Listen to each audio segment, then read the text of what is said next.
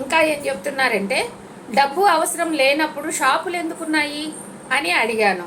బ్రతికుండగా ఆదర్శ జీవితం అని దేనిని భావిస్తారో వీలైనంత వరకు ఆ జీవితానికి దగ్గరగా బ్రతకాలని కోరుకునే వాళ్ళు ఉంటారు. ఈ స్థాయిలో కొందరు తాము ఊహించి ఆ ఊహతో సృష్టించిన డబ్బు ఖర్చు పెట్టి తమ ఊహతో సృష్టించిన ఆహారాన్ని కొని తింటూ ఉంటారు.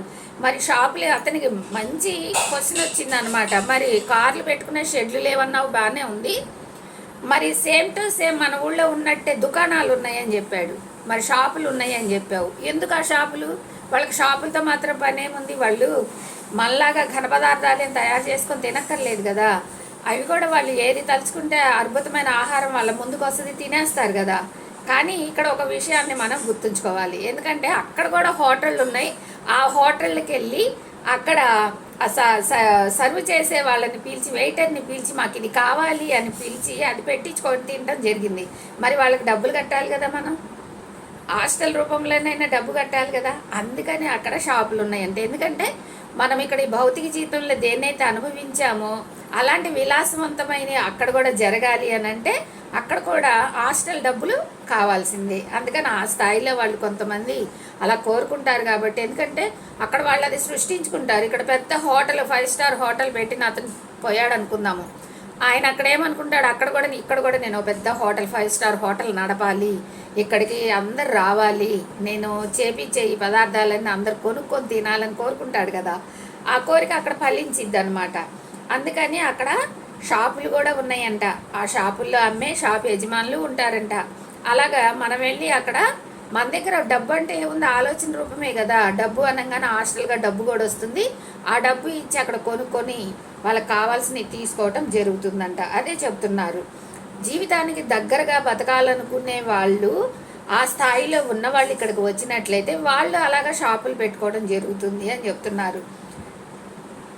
ఊహలోనే అది వాళ్ళ కోరిక మరి అన్నాడు అతను. కానీ ఈ షాపులు అన్నీ అవసరం కదా, ఊహ మాత్రంగా వాళ్ళు తమకేం కావాలో తమ ఇంట్లోనే సృష్టించుకోగలరు కదా అన్నాను.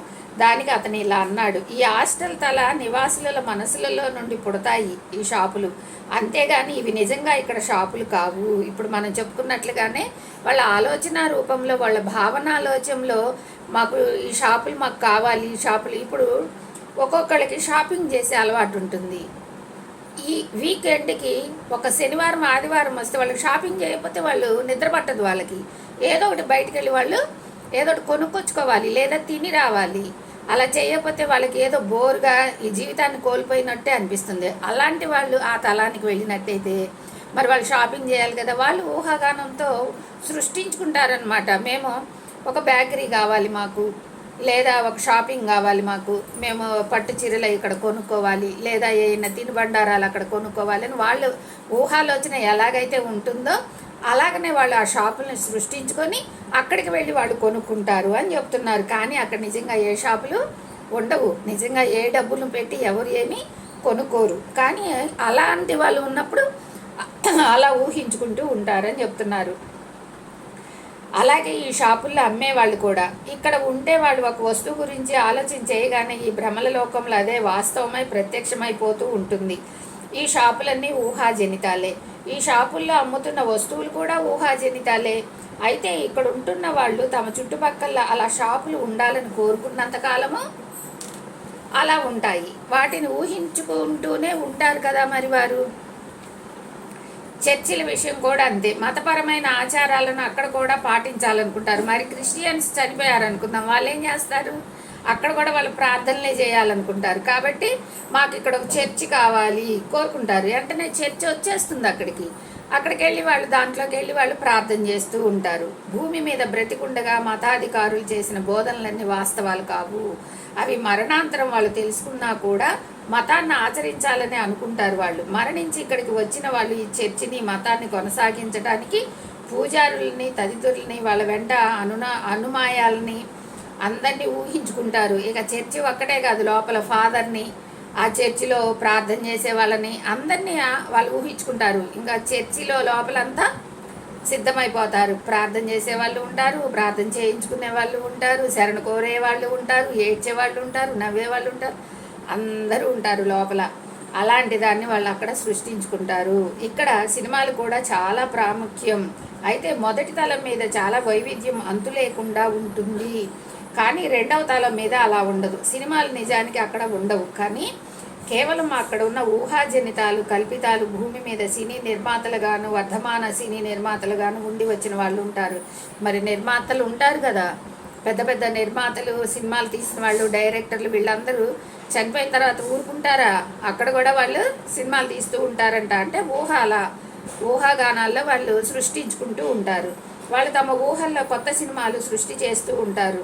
వాళ్ళ ఆలోచనలే రూపాలే అందరికీ కనపడేలా వెండితెర మీదకి ఎక్కుతూ ఉంటాయి. భూలోకంలో మనకు కనిపించే చాలా సినిమాల కన్నా మొదటి హాస్టల్ తలంలో అక్కడ ఉన్నవాళ్ళు చేసే సినిమాల కన్నా మెరుగ్గా ఉంటాయి. ఆ తలాల నిర్మాతలు ఎటువంటి ఆలోచనలైనా చేయవచ్చు కదా. ఇక్కడ సినిమా నిర్మాణానికి ఎంత ఖర్చు అవుతుందో ఆలోచించాల్సిన అవసరం లేదు. నాటకాలు వేసే థియేటర్లు కూడా ఉంటాయి, వాటికి ఎక్కువ మంది చూస్తూ ఉంటారు. నాటక రంగంలో ఆసక్తి ఉన్నవాళ్ళు, వర్ధమాన నటులు, భూమి మీద నటులుగా ఉండి వచ్చిన వాళ్ళు వాళ్ళ నాటకాలను వరుసగా నిర్మిస్తూ ఉంటారు. తమ స్నేహితుల కోసం, పరిచయస్తుల కోసం చేస్తూ ఉంటారు. అది చాలా తేలికగా నాటకాలను నిర్మించగలుగుతారు. ఎలాంటి దుస్తులు కావాలి అంటే అలాంటివి తేలికగా పొందగలుగుతారు. ఎలాంటి సెట్టింగ్లు కావాలన్నా, ఆర్కెస్ట్రా కావాలన్నా పైసా ఖర్చు లేకుండా ఊహామాత్రంగా సృష్టించేయగలుగుతుంటారు. ఇక్కడ బాహుబలి సినిమా తీయాలంటే ఎన్ని కోట్లు ఖర్చు పెడతారు వాళ్ళు, అవునా? మరి అక్కడ అదే బాహుబలి సినిమా రూపాయి ఖర్చు లేకుండా వాళ్ళు అక్కడ నిర్మాణం చేస్తారంట, అద్భుతంగా. ఇంకా వాళ్ళకి డబ్బుతో పని ఏముంది? ఏది కావాలంటే అది అక్కడ సృష్టించుకుంటారు. కాస్ట్యూమ్స్ ఏ కావాలంటే అక్కడ అవి సృష్టించుకుంటారు. మరి సెట్టింగ్లు ఏ కావాలంటే అక్కడ సృష్టించుకుంటారు. సినిమా తీసేస్తారు.